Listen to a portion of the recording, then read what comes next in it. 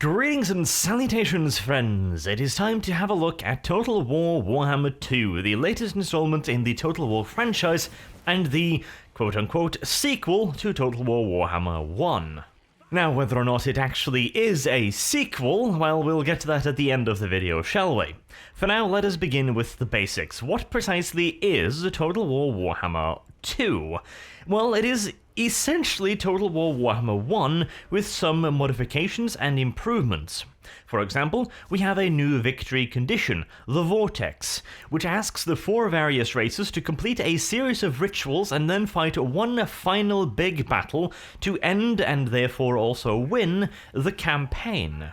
We have also seen the introduction of the traits system, which allows your legendary lords to gain their traits in a logical fashion. For example, somebody who spends a lot of time in a settlement with a low public order will gain the strict trait, which gives +1 public order, and if he stays there for even longer, he will be gaining the second level of that trait, which is +2 public order, and so on. Somebody who is constantly attacking and winning battles will eventually get the confident attacker traits, etc, etc. It is, in essentiality, much the same system as we saw in medieval Total War 2. We've also been given back what is essentially bridge battles, where on the map you have certain choke points, which you can use to funnel the enemy into very advantageous defensive battles. This is also a feature we used to have, well, back in the day, that has now been reintroduced, and it is a very, very good addition, since now your armies will actually have a strategic significance on the campaign map if they are holding one of these choke points. We have also, of course, seen the addition of 4 new races, 2 different flavors of elves, and 2 different flavors of animal people, dark elves, high elves, lizardmen, and the rat people, the Skaven. We also have the addition of so-called rogue armies, which occasionally spawn on the map, and that's kind of it. It's a feature that I haven't seen much of, honestly. They spawn occasionally, and worst case scenario, they are mildly annoying for 1 or 2 turns, and then they get dead. It's a thing, I guess. It's not a mechanic I've seen particularly much of, because, well, they get dead very, very quickly, and they usually do very, very little. So I'm kinda baffled as to what was the point of the rogue armies, but, oh well. And finally, we have a series of minor tweaks and improvements to already existing systems. For example, the UI has received a fairly major upgrade when it comes to its user-friendliness. The new ability, for example, to specify exactly how the game is going to behave when a specific race is currently taking its turn, whether or not it should be sped up or whether or not it should be going slowly so you can keep an eye on their movements, for example, is very, very useful. Since now, the game will actually tell you when an enemy stack changes its stance, so that you can figure out what exactly happened, why the enemy army suddenly moved twice as fast, or why the enemy armies just suddenly walked up to you and initiated an ambush battle, etc. Another notable and very welcome change is the change to the magic system. Back in the day, if you upgraded a magic spell, for example, from level 1 to level 2, the benefits were fairly inconsequential. Now, further upgrades will actually reduce the cost of the spell itself, making it far more valuable to actually purchase the subsequent versions of a spell in your traits tree, which is a really, really nice change. And another exceedingly welcome change is the new climate system. Rather than the old silly system where factions simply could not occupy certain territory because reasons, and instead the humans would, for example, burn down a fully functioning dwarven karak instead of inhabiting the massive fortress filled with various precious metals and minerals. Now, it depends on the climate of the local area. You can, for example, settle in an area that is extremely hostile to your race, but there will be penalties for it. And some races can do so far easier than others, which is a very nice system. It is one that I suggested basically back in Total War Warhammer 1, and I'm really glad to see it essentially implemented here. For example, with the High Elves. The High Elves have a history of settling places that would be considered exceedingly unpleasant for the High Elves, but the arrogant little bastards are of the opinion that they can simply change the environment to suit themselves, and in Total War Warhammer 2 they are more than capable of doing so. Not by actually changing the environment themselves, but by simply just making their cities such a pleasant place that they don't really give a shit about the fact that it's in the middle of a goddamn desert. Very, very fitting for the arrogant little bastards. And that is mostly it for major changes, so let's start talking a little bit about specifics, shall we? Starting with the Vortex victory condition. Before launch, I was worried that it might be too fast or too slow. I think they've hit a pretty good balance with it. It gets a tad bit fast in the mid to late game. Once you get 3 to 4 ritual sites, it can accelerate to a rather uncomfortable level. So maybe slow it down by just a tad, but they are very, very close to getting the exact correct balance.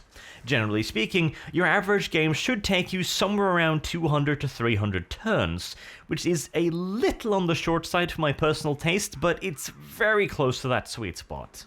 The victory condition does, however, have one major flaw in my opinion, and that is the fact that when you start casting a ritual, you enter into a 10-turn timer, where various enemy stacks will spawn to try and interrupt your ritual.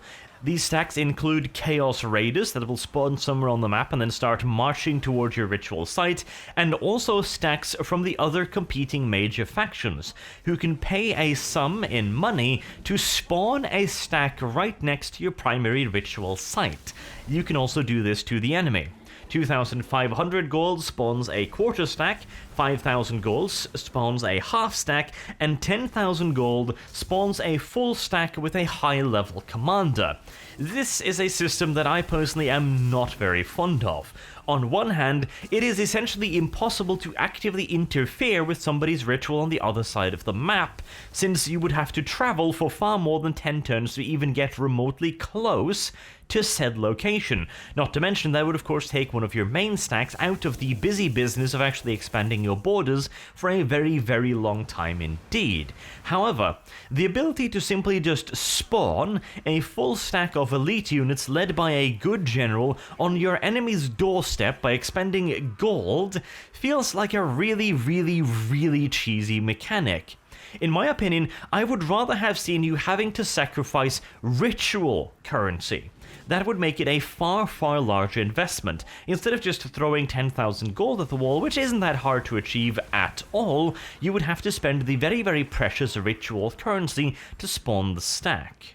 If you succeed, the enemy's ritual and their currency will take a severe hit, but if you fail, you yourself have expended a great deal of very, very valuable currency to do very, very little. And the need to defend these settlements also, in my opinion, really, really just brings the game to a screeching halt for 10 turns, where you have to bring back your various armies to defend your territory, as you will be set upon by a rather considerable number of stacks. The second ritual, for example, spawns 4 chaos stacks, usually 2 naval invasions and 2 land invasions, along with whatever else the AI sees fit to throw at you, which is usually quite a lot on the higher difficulty settings. Which means that for 10 turns, you essentially just have to sit around your ritual site, twiddling your thumbs, and fighting a couple of defensive siege battles.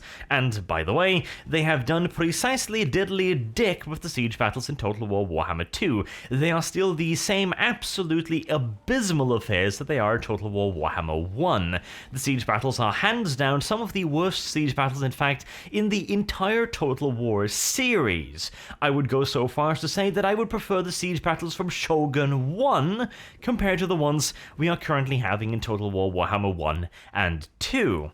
It is one of my major points of contention with Total War Warhammer 1, and I am extremely disappointed to see that they have expended precisely zero effort in improving upon this rather vital aspect of the game. And on that note, settlement battles are also still not a thing. They have at best paid lip service to the idea of settlement battles by throwing in the occasional building here and there and a handful of fences. It's something, don't get me wrong, but it is very, very, very far away from the frankly excellent settlement battles of Rome 2. And by extension, the need to sit and defend these settlements for 10 turns does the game absolutely no favors.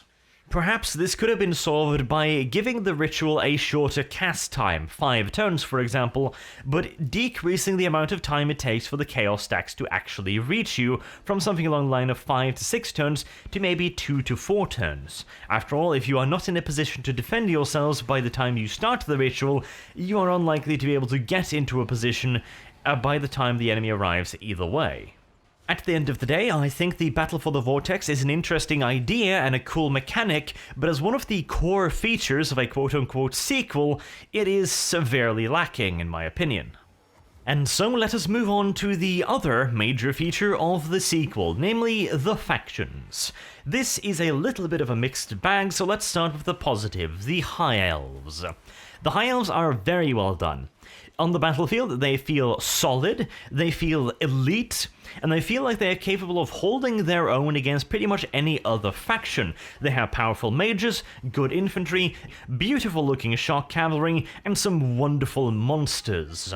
Additionally, on the campaign map, they are one of my favorite factions due to the various intrigue at court events, which really captures the spirit of how the High Elves would function. For example, you have a choice about whether or not to go to somebody's wedding, and it is written in a perfect way for the High Elves. You know that going to the wedding is going to be boring, but it is expected of you. However, you're also going to have to bring a lavish gift, which means you're going to have to give them a bunch of cash. Alternatively, you could, for example, hold a chariot race, which the wedding pair themselves would find rather insignificant, but the people would really enjoy and give you a public order bonus. Or you could gain some money but lose influence, or you could spend some money and gain influence, etc. And influence, by the way, is a really good mechanic. It is probably one of the best race mechanics so far, in my opinion, because it completely and utterly just infuses the High Elves with this feeling of High Elf politics. For example, if you do not spend influence, the only generals you can recruit are those with bad traits, the shitty guys that will take any posting whatsoever just to get some military experience. While if you actually spend a little bit of influence, you can get one of the actually proper generals. You have to woo them, you have to court them and make them come to Lustria. They won't come to you willingly, you'll have to spend a little bit of political capital to get them to see things your way. It is a really cool mechanic. The actual intrigue mechanic, however, the intrigue at court mechanic, which allows you to influence the opinions of various factions, well, it's a really cool mechanic, and in fact I would love to see it implemented for all the various races, but it feels really out of place just being the High Elves' core mechanic. This feels like something the Dark Elves would be doing, rather than the High Elves, since of course, intrigues at the High Elf court has absolutely no effect whatsoever on the intrigues at the Dark Elves court or the Humans courts. The High Elves are remarkably arrogant. They consider the various other species of the world to be far below them, and as such, anything that happens at their court is unlikely to have any effect whatsoever on anyone else's foreign policies. But that being said, the High Elves are still probably the best faction in the game so far. Now, the Lizardmen. The Lizardmen are pretty damn good. I like the geomantic web. It's more of a kind of in the background function than anything else. The Slann mage priests are a little bit disappointing, since they should have access to pretty much every single spell in the goddamn book. Instead, they are basically just kind of average spellcasters. There's nothing particularly special with them in my opinion, and Lord Mazdamundi, for example, should have access to practically anything. He should be a fantastic spellcaster, but he really kinda isn't. I mean, the High Elf mages under Teclix are on average considerably better than your average Slann mage priest, which feels kinda stupid in my opinion. However, on the battlefield, they are done very well. The Berserk mechanic, for example, is perfect for the Lizardmen and reflects their savage nature. You might occasionally lose control over your units once they fall below half strength, when they go berserk and simply start attacking whatever is closest to them. This is a really cool mechanic because it means that occasionally one of your units will just go, no, I'm gonna chase down this enemy unit, okay? I'm Saurus's, we've got no chance of actually catching them, but our blood is up and we're gonna chase them. But in other cases, they might be fighting a desperate do-or-die melee, and your last heroic defenders are going to decide, you know what, we're not gonna run away, we are going to throw ourselves at the enemy and make one last heroic effort to break them. It feels really good, though they do have some problems.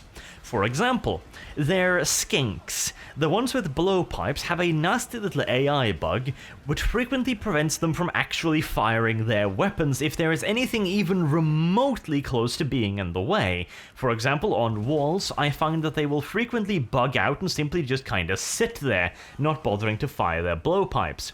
Additionally, if you put them behind friendly units, again they will simply just kinda not fire their weapons, and even if you flank the enemy with them, they will only occasionally decide to actually fire. And this is a bug that is shared with a couple other units. For example, the Dark Elf repeater crossbows have the same nasty little habit of simply not firing their weapons. The Skaven slingers can also occasionally be seen to do the same thing, although in a slightly different way.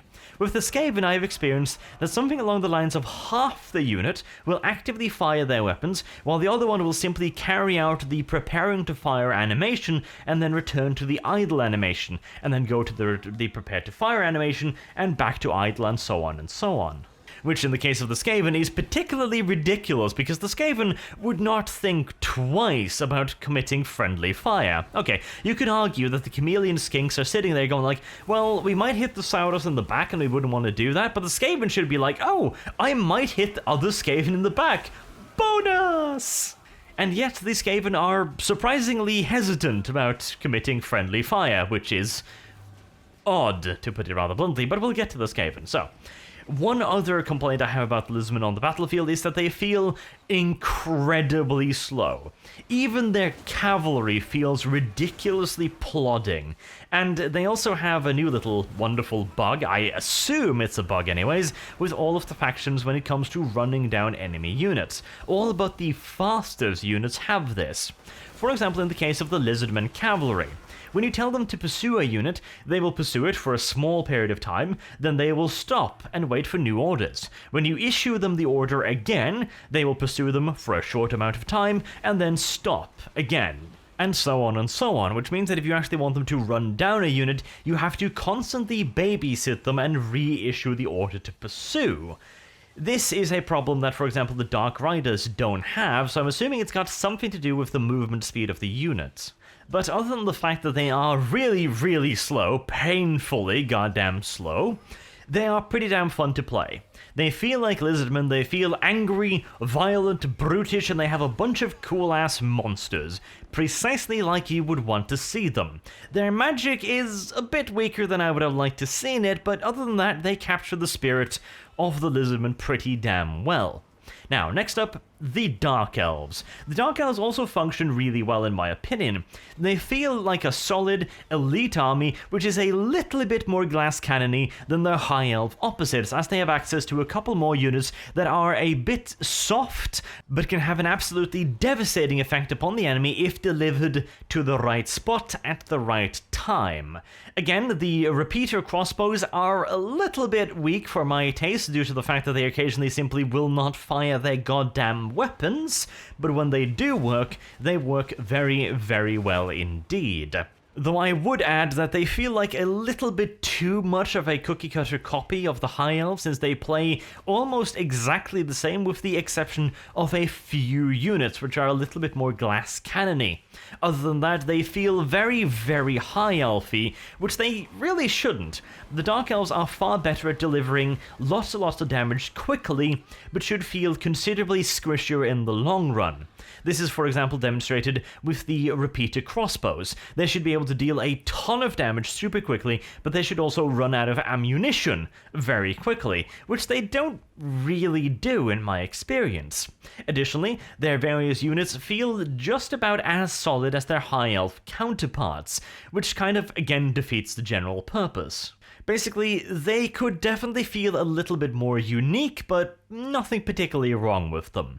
On the campaign map, I really like the slave function. It is a really well implemented function because it rewards planning and foresight. You could, for example, create a settlement that is specifically designed to handle a large population of slaves with the necessary infrastructure to deal with any potential slave uprisings. This feels very Dark Elfy, and it is excellent. All in all, it's a solid faction that is pretty fun to play, but I would be remiss if I did not mention that I feel like both the elf factions could have been far more unique. They both feel like fairly standard Total War factions on the battlefield. There's nothing particularly unique about them. They don't do anything particularly interesting, which I feel is a bit of a lost opportunity. They could have made the High Elf army and the Dark Elf army, for example, very, very small, but extremely elite. You could, for example, have a unit of High Elf Spearmen consisting of a mere 80 individuals on Ultra setting, but those 80 individuals would have a pretty damn high health pool, great melee defense, and great attack. They would feel like 80 heroes, rather than just the normal unit of infantry that we currently have, because that is what they are. Your average High Elf Spearman, for example, is in all due technicality a militia member, but he has decades of combat and training experience, and is vastly more proficient with his weapons than pretty much any other fighting force in the Warhammer world, and they should feel like it.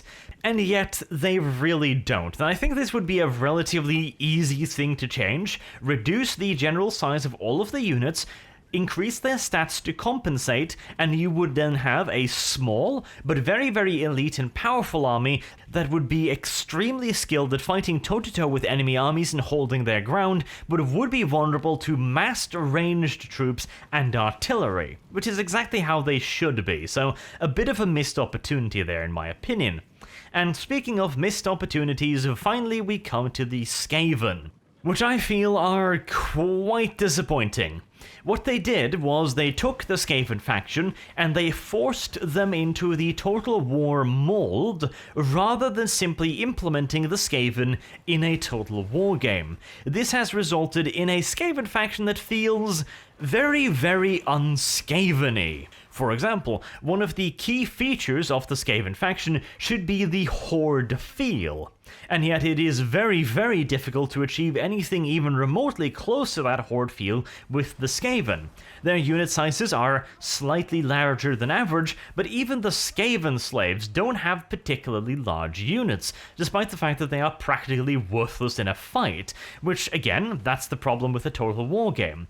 Why, in a campaign setting, would you ever build a unit of Skaven slaves when you could build a unit of clan rats? The cost is a fairly marginal difference, and the clan rats will perform vastly better in every single scenario.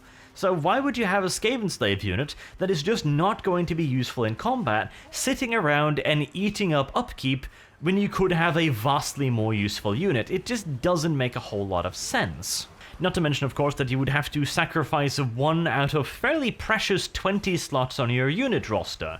Or, well, 19 to be precise, because of course one of those has to be a general.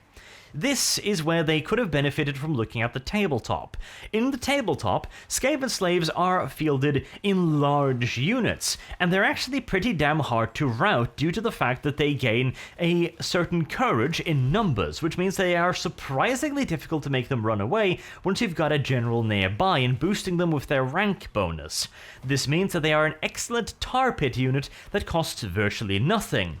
In Total War Warhammer 2, they run away at the drop of a hat, frequently with well over half their unit intact. I have seen Skaven slaves with over 120 members of the unit still alive running from the battlefield, which completely and utterly defeats the point of a Skaven slave unit. Not to mention the strange hesitance of other Skaven units to fire into melee. I mean, this, you would think, would be one of the most key things to get right with the Skaven. Whilst other factions might hesitate to fire into melee, the Skavens should downright rejoice when they are ordered to fire on their friends. You shouldn't even need to order them, they should simply just be firing into melee as a matter of course, and yet they seem to be just about as hesitant as the other races, which feels really, really off. This is another thing. There's just nothing really Skaven about the various Skaven units, honestly. The Warp Lightning Cannon, for example, is not the deliciously random piece of artillery that it is on the tabletop. It's just another artillery piece. There are no Jeziles, there are no swarms, there are no giant rat hordes. It doesn't feel like the Skaven. Your Rat Ogre, for example. they will happily wander around the battlefield without any taskmasters to keep them directed, and they will obey orders 100% of the time as if they were disciplined combat troops. Which of course they are not. They are savage beasts that have literally been tortured into a state of near-crazed frenzy. And yet they behave in exactly the same way as my units of disciplined storm vermin. On the battlefield, the Skaven just don't feel like the Skaven at all. They feel like a very, very standard Total War army with a slightly larger than average unit size, and that is about it. None of the really cool things about the Skaven have actually translated into the game. They don't feel particularly hoardy, they don't feel particularly reckless, they don't feel particularly like an uncontrollable horde. They just don't have any of that Skaven charm to them. If I was to design the Skaven, I would have had them rely heavily on releasable units. Think the Warhounds in Total War Rome 2, where you have a unit of handlers and you can release the dogs and they will then charge screaming towards the enemy and be completely out of your control as a form of living missile. I would have implemented that system for the Skaven slaves. Have a huge unit of like 200 to 260 Skaven slaves, give them practically nothing in the term of stats, and have them be released upon the enemy in a tide of screaming, frothing vermin.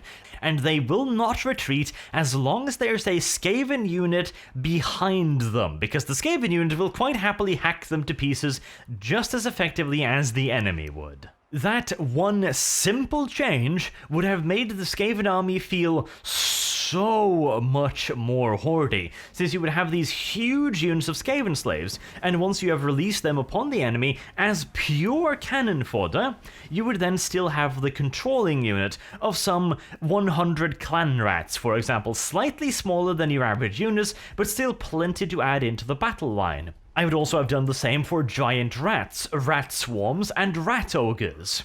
They would also be able to be released upon the enemy, and they would then savage the absolute shit out of them, and then, once they're either all dead, or they break morally speaking, they would simply just run off, which is exactly what they should do. Although in the case of the rat ogres, they pretty much shouldn't run off, because honestly, as far as a rat ogre is concerned, being stabbed to death quickly is a hell of a lot better than going back to its master, which treats it far less gently. Now, of course, if I was really to dream, I would add in an entirely new system where you could add in various detachments to already existing units. For example, my unit of 160 clan rats could have a detachable unit of 100 Skaven slaves, which they could then use as cannon fodder, but let's just work within the constraints of a Total War game. We have already done the releasable units in the way of dogs, and of course also in Total War Rome 1. So I don't think that would be particularly hard to implement, and it would make the Skaven feel like an actual Skaven faction, whereas right now, they just feel like any other Total War faction in my opinion. Now, how do they fare on the campaign map? Because on the battlefield, they're pretty disappointing.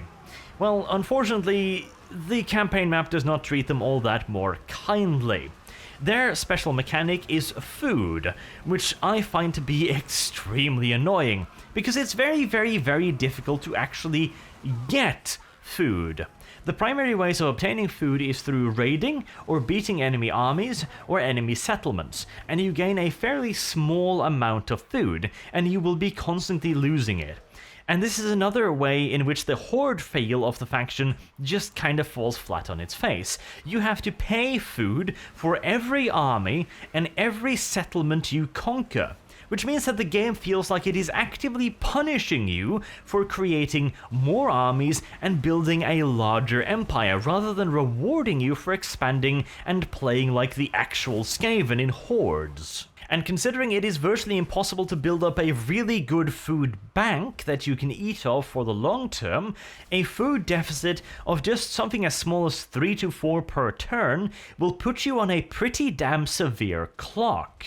And the negative modifiers are pretty goddamn huge. Minus 10 leadership across the board. That is very, very nasty for a faction that already suffers from pretty goddamn low leadership. It is far from uncommon to see a Skaven unit run away with 100+ members still alive. In general, it just feels like food is a resource placed there purely to punish the player. The positive effects are pretty good, but you need to build up so much food to actually get them. They are pretty damn rare in my experience, although, to be fair, it is far, far easier with Clan Pestilence, which has a couple of pastures nearby, which is the only areas on the map where you can build buildings actually producing food. The only other ways to gain food passively is either by having a decree in a province which produces a rather pathetic 2 food, which means that best case scenario, it will feed the province in which it is in and nothing else, or through a ritual, which lasts for 5 turns and give you 1 food per turn for a total of 5 food, which is also pretty damn pathetic. And the perfect example of why I feel like food is just a punishment mechanic is when you capture an enemy settlement. Now, when any other faction captures a settlement, they receive that settlement at the current level that it was at, -1. So if you capture a tier 3 settlement, you will have a tier 2 settlement, and so on. The Skaven always capture a tier 1 settlement, and can then pay food to expand the settlement. Which, again, just kinda feels like a punishment to the Skaven. Oh, I get to expand a buttload of my extremely valuable and extremely rare food to get something that the other factions get for free. I am not a fan of the food mechanic. The Skaven corruption mechanic, though, I kinda like. It works exactly like it should, although when combined with the food mechanic, it feels even more punishing, because it feels like both the main Skaven features are basically just punishing you. And additionally, it is very, very, very difficult to get a decent economy rolling with the Skaven, because they have very little in the way of actual economic buildings. And since, again, you are actively punished via food for expanding, it gets extremely difficult to build up a decent army, which again just completely slaps the whole Horde field right in the face. And finally, let's talk about their main mechanics on the battlefield. So, they can summon additional units of clan rats. This is a nice mechanic, and I like it, and I feel like if they didn't have this, the Skaven would be very, very, very, very bad. They already struggle against races like the Lizardmen, the High Elves, and the Dark Elves. So without the ability to summon in additional units, I feel like they would probably have been pretty severely underpowered. But to absolutely no one's goddamn surprise, and I would like to point out I called this pretty much instantly, the AI has absolutely no idea how to deal with this mechanic whatsoever. You will frequently see the Skaven AI spawn these units behind its own lines long before the battle begins, which in turn means that the unit, as a summoned unit, therefore taking continuous damage, will fade away and die before doing anything whatsoever, which is just kinda stupid. All in all, I am exceedingly disappointed with the Skaven. They just feel entirely unrealized. I still do kind of enjoy playing them because the voice acting is very well done. It feels very Skaven-y. The various quest texts also feel very Skaven-y. And the various fluff text, etc. on the buildings all feels nice and proper Skaven. It's just that the Skaven on the campaign map just feels painful to play. The Skaven on the battle map just simply don't feel like the Skaven. They just don't get across their charm and how interesting they are to play on the tabletop. It really feels like Creative Assembly phoned this faction in a lot. I mean, it wouldn't be that hard to make this into a really interesting and unique faction by focusing a lot on the release mechanic. For example, that would have been a really easy way to make the faction feel really unique and cool. Instead, it's just another Total War faction that fails completely and utterly to capture the sheer lovely fluffiness of the best fantasy race ever, and that makes me extremely sad. Right, and so before we get to the conclusion, just a couple of extra finishing up notes. The battles feels a bit better than Total War Warhammer 1. I feel like the pace is a little bit more fitting now. We see more, at least 10-minute battles rather than 5-minute battles, although morale gain is still way too low. Units break incredibly quickly to the point where it is not uncommon to see units running away with well above 50% of their models still intact. So morale needs some tweaking, but the battles themselves feel improved. The AI is, as far as I can tell, the exact same AI from Total War Warhammer 1. If there are any changes, they are too subtle for me to notice any of them, and as such, it is serviceable, but nothing special. Again, the biggest disappointment when it comes to the battles is the fact that we still do not have settlement battles, and the siege battles are still utter and complete fucking garbage. A disgrace to the Total War franchise. I just cannot come up with words harsh enough to describe the current state of siege battles. And finally, a note on stability. The game is much, much improved. I have not had a single crash in something along the lines of 20 hours of play, and performance is also much, much better. The battles occasionally load a little bit slower, with random load times upwards of a minute occasionally, and often far, far less, and very comfortable load times, and the battles themselves run far more smoothly. I have achieved a far higher average frame rate, and I've seen far less dips in the average frame rate despite the larger number of units on the field, so that is a huge step forward and something that CA should be justifiably proud about. And so we arrive at the conclusion, and this means that we are going to have to address the giant pink elephant in the room, which means, of course, talking about whether or not this is a sequel or not. Now, as I have mentioned pretty much every time I'm talking about this, this is an extremely subjective question. If you are fine with paying $60 for what is on offer, then that is your choice and you are perfectly free to make it. You decide yourself how much is worth what. But in my perspective, this is an expansion pack, not a sequel, and certainly not a full release game. And the metric I use to judge it is previous Total War expansion. The gold standard, of course, would be Medieval Two Kingdoms, which is probably one of the best strategy game expansions ever released, and in my opinion, offers far, far, far more content than Total War Warhammer 2.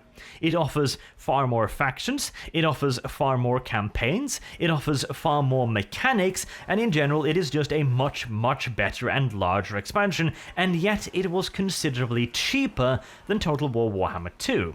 I would also consider Fall of the Samurai to be a larger and better expansion. Hell, I would consider Attila to be a marginally larger and better expansion as well, and all of these are cheaper.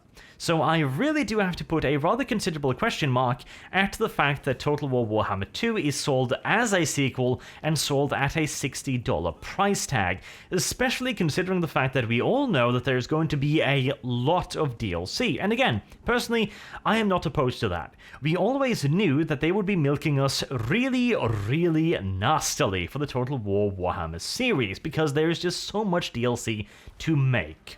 And I'm not opposed to that, but I am opposed to pricing expansion-level content at $60. As such, my conclusion is, you should wait for a sale. We know now that these games will be released pretty much annually, which means at most you're going to have to wait a year.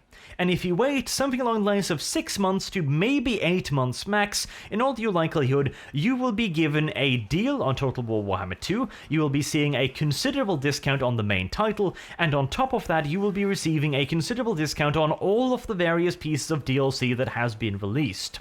We saw this in the case of Total War Warhammer 1, and as such, I feel pretty damn confident in saying that if you wait, you will be able to pick up Total War Warhammer 2 for $60 or less, including the base game and a ton of DLC. And with that in mind, I cannot in good conscience recommend you pick up the game right now. I simply can't. It's, in my opinion, not enough bang for your bucks, taking into consideration that we know that the game is going to be receiving some pretty damn deep discounts in the very, very near future.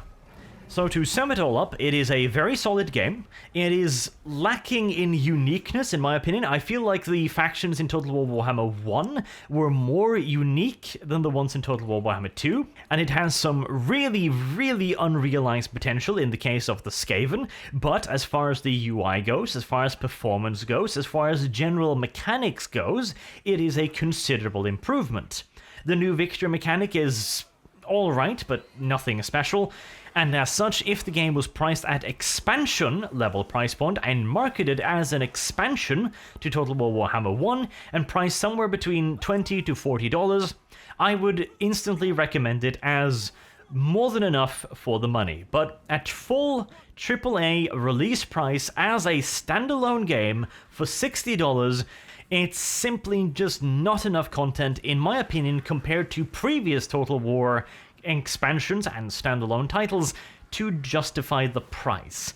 And of course, once again, it is a very, very subjective thing. Your mileage may differ. If you feel like this is worth $60, if you have the money on hand and you just want to play the factions right now, then of course, that is your choice. At the end of the day, it is always up to the consumer. I have just simply given you my opinion and elaborated upon it. So, with that being said, until next time, I have been Arch. Thank you very much for watching, and I do hope to see you all again soon. Have a good day.